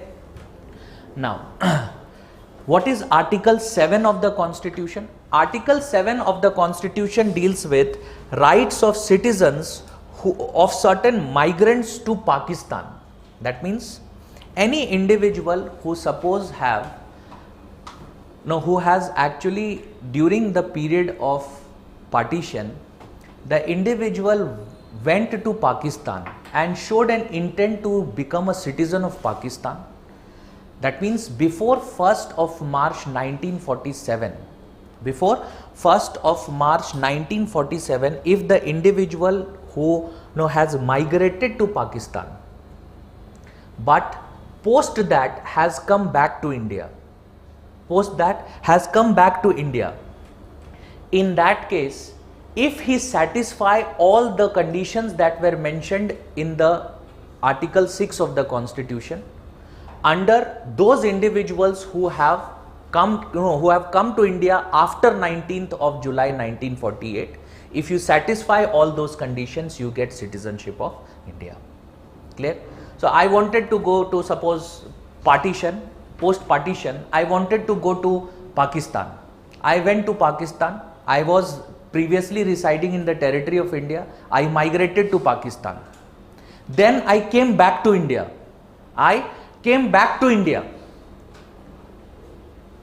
once I come back to India, I have to satisfy these conditions.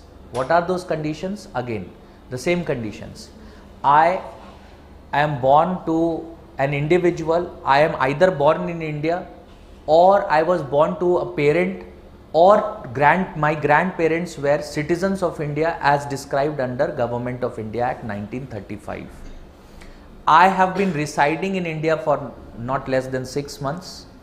I have shown my intent to become Indian citizen by registering myself, or I have been registered as an officer of by an officer of law as a Indian citizen. If all these conditions are satisfied, then I get citizenship of India.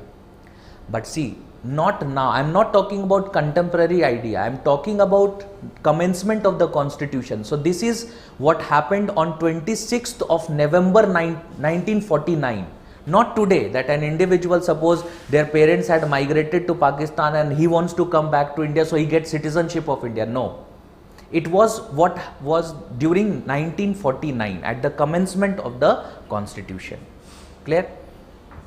And Article 8 of the Constitution basically says rights of citizens, rights of citizenship of certain person of Indian origin residing outside India. So during that period, now if you were not residing in India during the commencement of the Constitution, if you were not residing in India but your parents or your grandparents were Indian citizens or were of Indian origin, in that case if you come back to India and you want Indian citizenship, you can apply for Indian citizenship. That is what the Constitution has to say about Indian, who were Indian citizens at the commencement of the Constitution. Articles 5, Article 6, Article 7 and Article 8. Article 9 of the Constitution prohibits dual citizenship. Any individual who is a citizen of India opts for citizenship and citizenship of any other country, voluntarily accepts the citizenship of any other country, loses citizenship of India. No Indian citizen can have dual citizenship. No Indian citizen can have dual citizenship. Clear? Article 11 of the Constitution empowers the Parliament to regulate citizenship in India. Clear? Accordingly, the Parliament has passed something called as Indian Citizenship Act of 1955. Now comes the most important part of our discussion. Give a subheading, right? Indian Citizenship Act of 1955. Indian Citizenship Act of 1955. See, actually I do not deal with, in my classes, actually I do not take up our discussion on Article 5, 6, 7, 8. I am doing this just because citizenship has been a lot, there is a lot of concern about citizenship that is going on. Because of that, so that UPSC will not necessarily ask what is the concern that is going on, it may ask something that is related to it. And that is the reason why I am discussing each and every provision with respect to citizenship. Otherwise, I don't do this because it's not important. Article 5, 6, 7, 8, not important. For at least for our discussion, for UPSC examination, it is not important. But still I have discussed it because of the concerns that are there with respect to citizenship, because it has become so important an issue. Indian Citizenship Act of 1955. Indian Citizenship Act of 1955 is the law which regulates citizenship in India. It has been amended various times. And we are still talking about a new amendment that has been proposed. Again, the bill to this effect has been introduced in the Lok Sabha also. It has not yet been passed in the Lok Sabha, but it has already been introduced in the Lok Sabha. Citizenship Amendment Bill 2019. Before we actually get into that discussion, let's understand what does the Indian Citizenship Act say. Basically, Indian Citizenship Act talks about who or what are the modes in which an individual gets citizenship of India, and what are the modes in which an individual can lose citizenship of India. And This Indian Citizenship Act basically works on two principles. That means citizenship in India is determined by basically on two principles. What are those principles?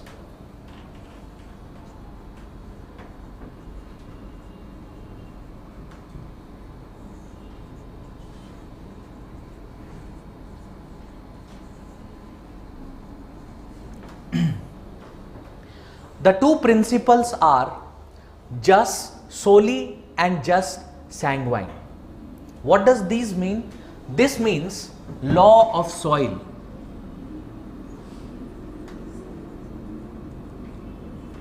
And this means law of blood.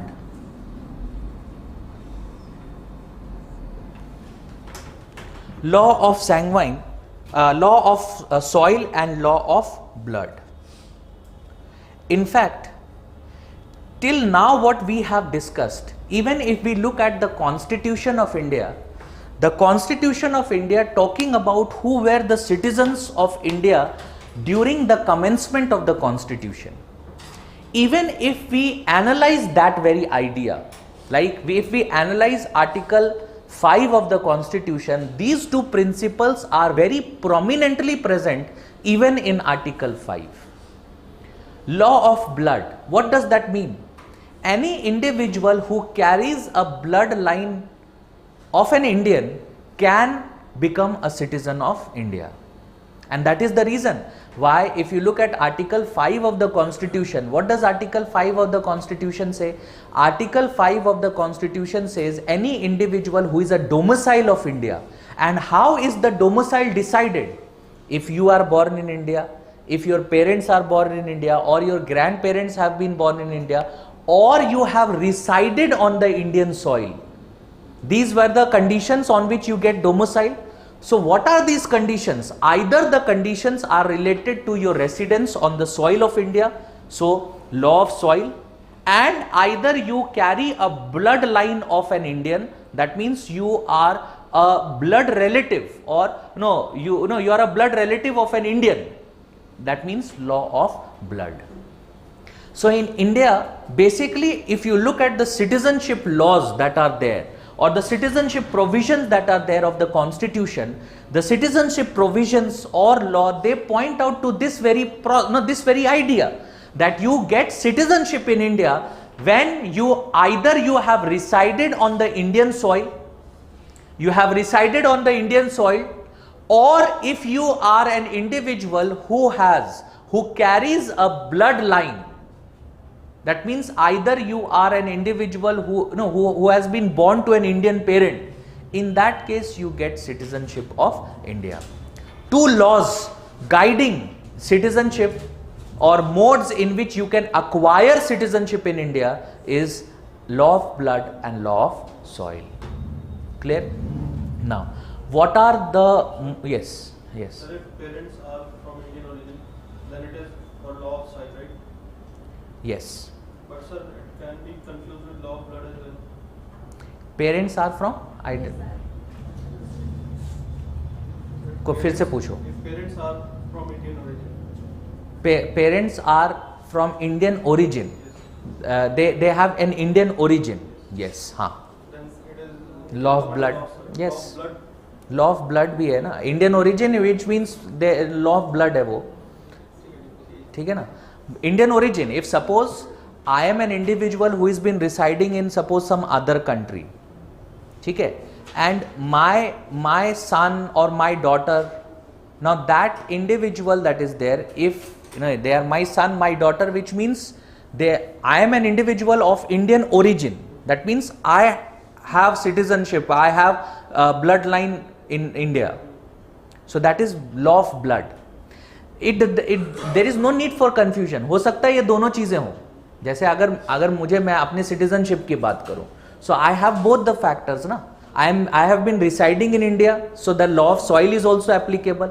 I am also born to an Indian parent, so law of blood is also applicable. It does not mean that both the things will not be applicable. Clear? So these are the two laws on which the Indian Citizenship Act basically works. And on the basis of this, the Citizenship Act provides for 5 modes of attaining citizenship in India. Give this subheading: 5 modes of attaining citizenship in India. Attaining citizenship in India. First, by birth. By birth. A person born in India on or after 26th January 1950, on or after 26th January 1950, but before 1st July 1987, 1st July 1987, is a citizen of India by birth, is a citizen of India by birth, irrespective of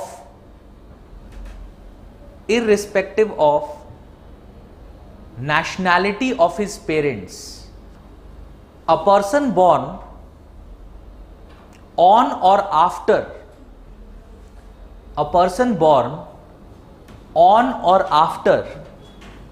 1st July 1987, 1st July 1987 is considered to be a citizen of India, only if either of his parents are Indian citizens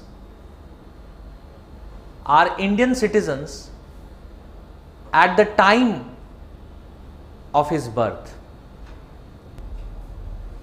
Further, an individual born in India after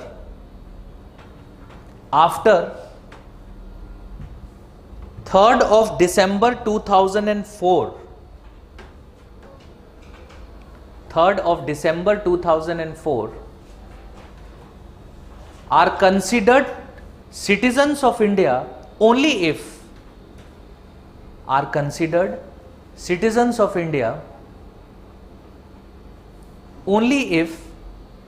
both of their parents are citizens of India, or whose parents or whose one of the parents is citizen of India and not an illegal migrant, and other not an illegal migrant, and other not an illegal migrant. So conditions are very clear. If you are born in India and if you are born in India currently, if we talk about the current situation, if you are born in India and both of your parents are Indian citizen, you automatically get citizenship of India. If you are born in India and only one of your parents are Indian citizenship, you get citizenship of India only if the other parent is not an illegal migrant. So other parent might be citizen of any other country and is legally residing in India, then the child will also get Indian citizenship. But if the other parent is an illegal migrant, in that case the child does not automatically get Indian citizenship. Clear? So things are very clear. 1st of July 1987, if you were born before that, you are on the Indian soil, you are citizen of India. Then after 1987, only if both of your parents are Indian citizens, and after 2004, both of your parents, either if they are Indian citizens or at least one of your parents are Indian citizens and other is not an illegal migrant. Clear? Next, by descent. So first mode is by birth, second mode is by descent. By descent. DESCENT, by descent. Any person born outside India,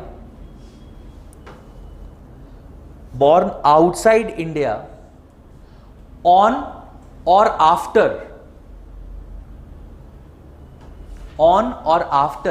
26th of January 1950, 26th of January 1950, but before 10th of December 1992, is a citizen of India by descent,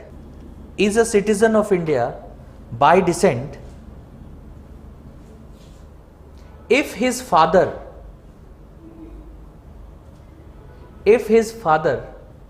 was a citizen of India,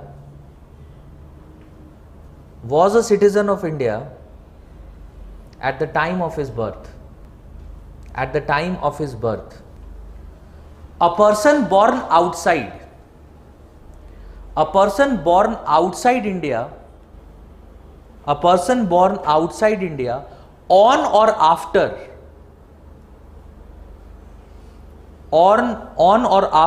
10th of December 1992 is considered as citizen of India if either of his parents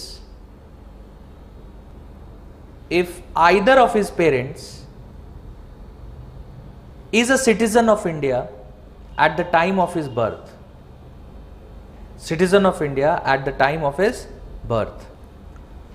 From 3rd of December 2004,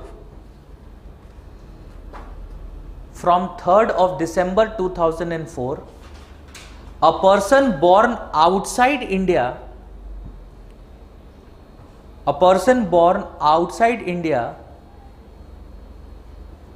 shall not be a citizen of India by descent,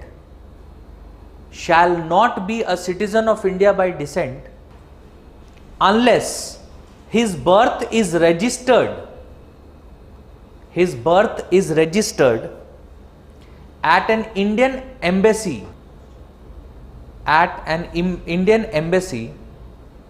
within 1 year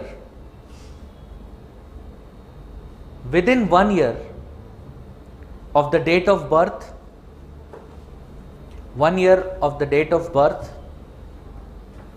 or with the permission of the central government,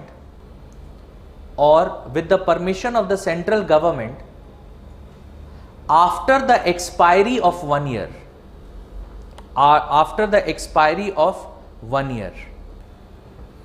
Further,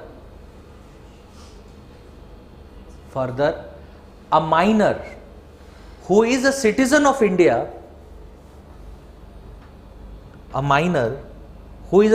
of India, by virtue of descent, and is also a citizen of any other country,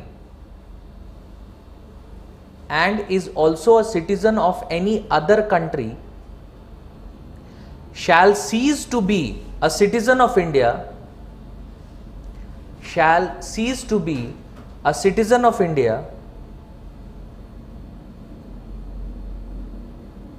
if he does not renounce citizenship of another country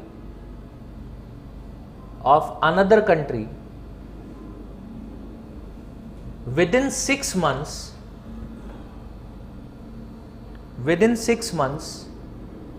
after attaining the age of 18.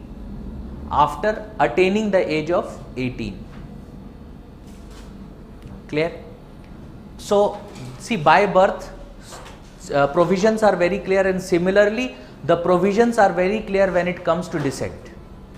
That means if an individual was born before 1992, now before the said period of 1992, the 10th of December 1992, if your father was an Indian citizen, you get Indian citizenship automatically. By descent, you get Indian citizenship. Post 1992, any of your parents, if any of your parents were Indian citizen, you get Indian citizenship by descent. And since 3rd of December 2004, if you are born outside India, you have to get yourself, or your parents have to get your application registered in the concerned Indian embassy within 1 year of your date of birth. If you get yourself registered, then you get Indian citizenship. Otherwise, what happens? With the permission of the government of India, you can give an application post that date. But then you have to, then the parents have to sign an undertaking also that both of your parents are not citizens of any other country. Only then you get citizenship of India. So by descent, provisions are very clear as to who is a citizen of India, who is not born in Indian soil but is born to Indian parents. In that case, what is the condition? Next, by incorporation of a territory. By incorporation of a territory. By incorporation of a territory. So obviously, if any territory which was previously not the part of India, that is before the commencement of the constitution, if it was not the part of India, and post that if we have acquired that territory and now that territory is a part of India, in that case the citizens of that particular territory, the residents of that particular territory, they are the permanent residents, are given an opportunity to take up Indian citizenship. You have the right to take up Indian citizenship. If you apply for Indian citizenship, you get Indian citizenship. Like was the case in Sikkim and in Goa and other areas that we have acquired. Clear? These three types that are there, that is when we talk about by birth, by descent or by incorporation of a territory. These three types of citizens that are there, they are called as natural born citizens. They are called as natural born citizens of India. They are called as natural born citizens of India.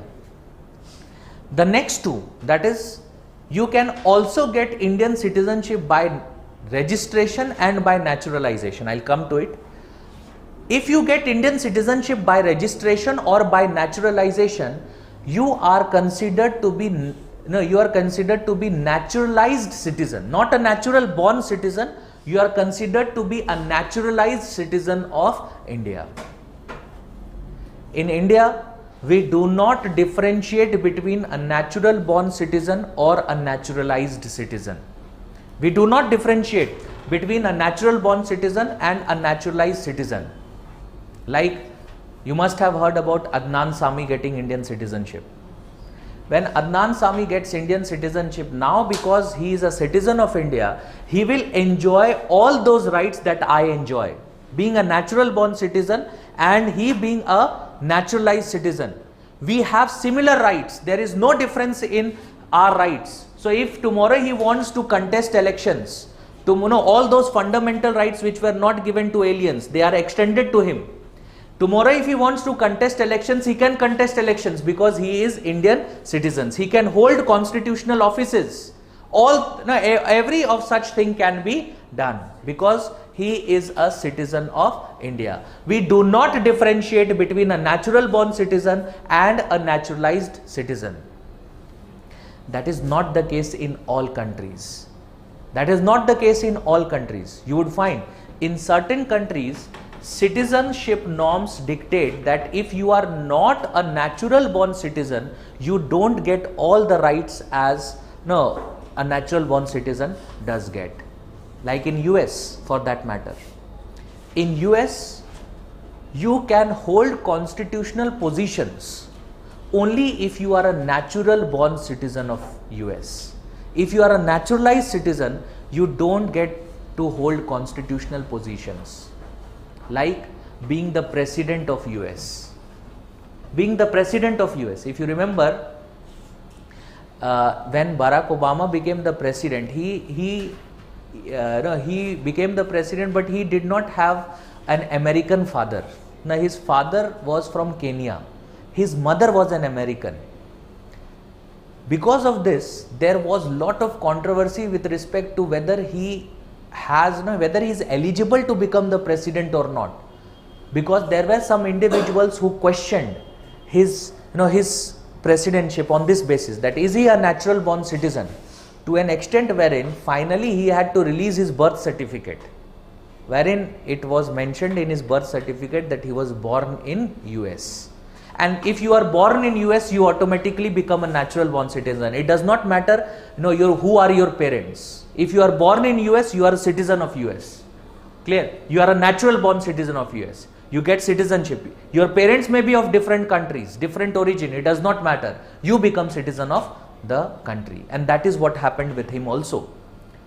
So he had to release his birth certificate to actually prove that he is a natural born citizen and hence is eligible to occupy such constitutional offices.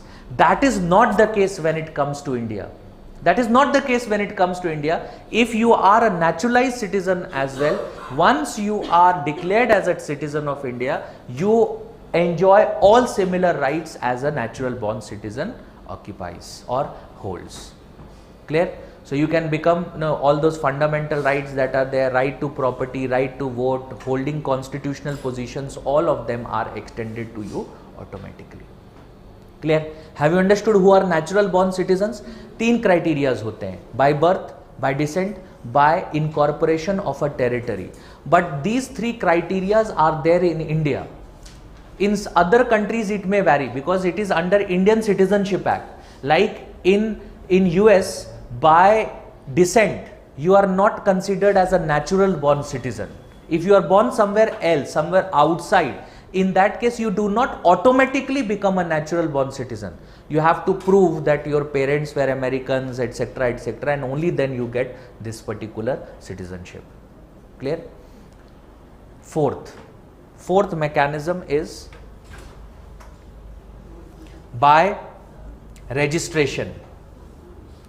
By registration. The central government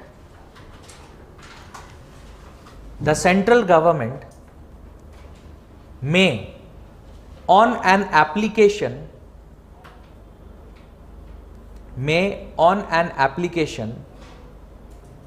register as a citizen of India any person who is not an illegal migrant,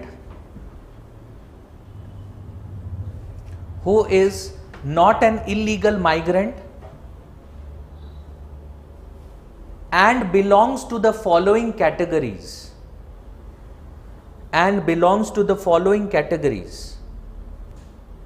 First,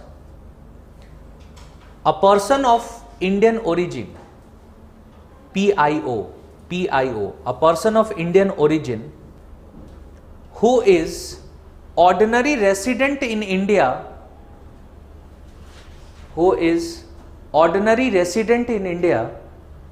for 7 years, before making an application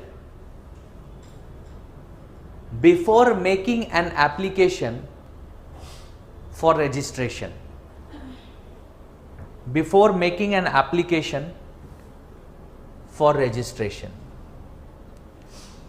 So who is a PIO? People of Indian origin. PIO.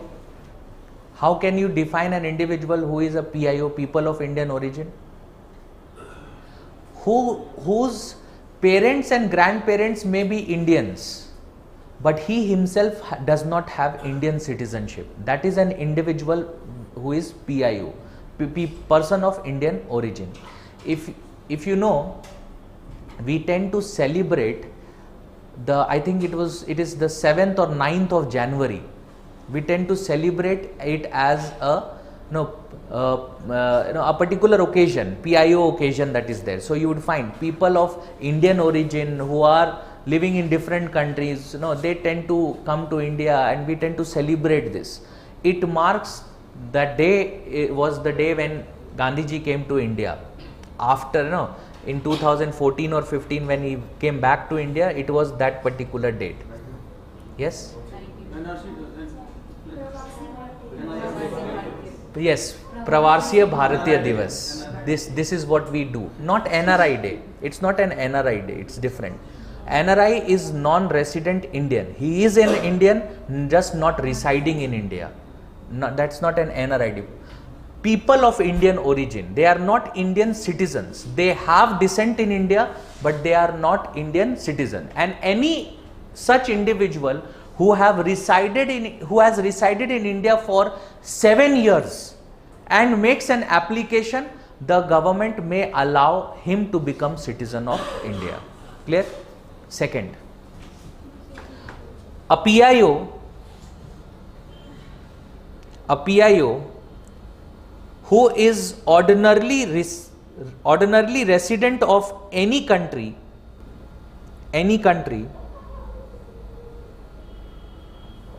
or place outside undivided India.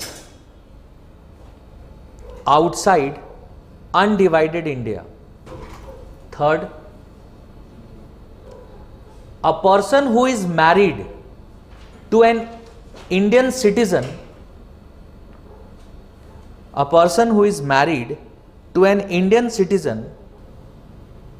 and is an ordinary resident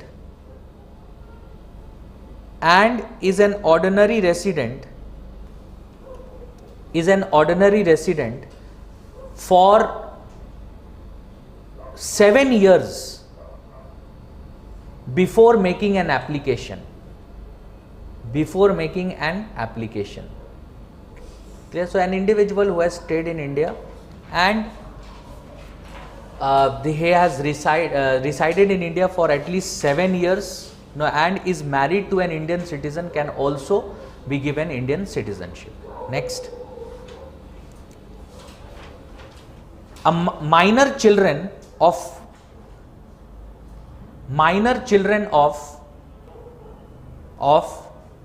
citizens of India.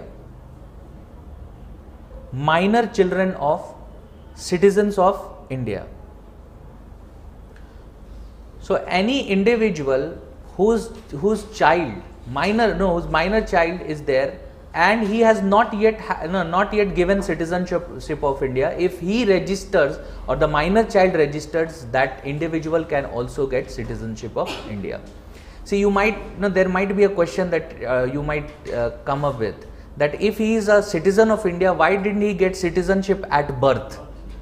The thing is that it may so happen that I become a citizen of India later, after my child is born. At the time of his birth, I am not an Indian citizen. After that, I become Indian citizen.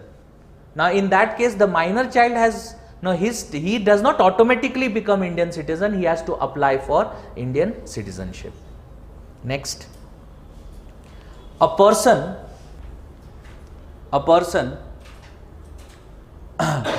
whose parents were earlier citizens of India,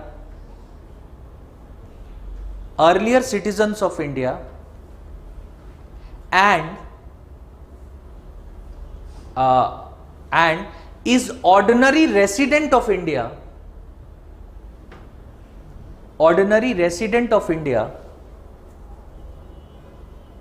for 12 months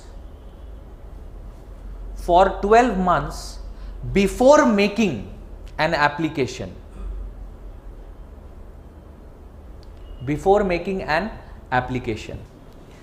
What is the difference between this individual and a PIO? When we say an individual, a child or an individual whose parents were Indian citizens, We are basically talking about an individual whose parents were Indian citizens post independent India. When we say a PIO may be an individual who belongs to undivided India, that is before partition. And in this case, it is an individual whose parents were Indian citizens post independence, that is post partition. And the last point you can write here: a person who has registered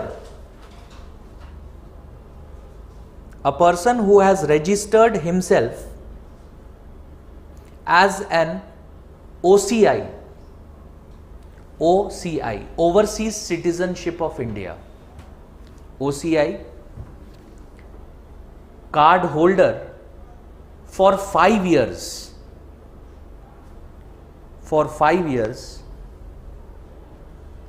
and is a resident of India,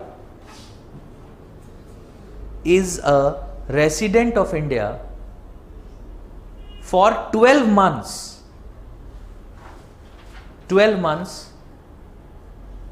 before making an application.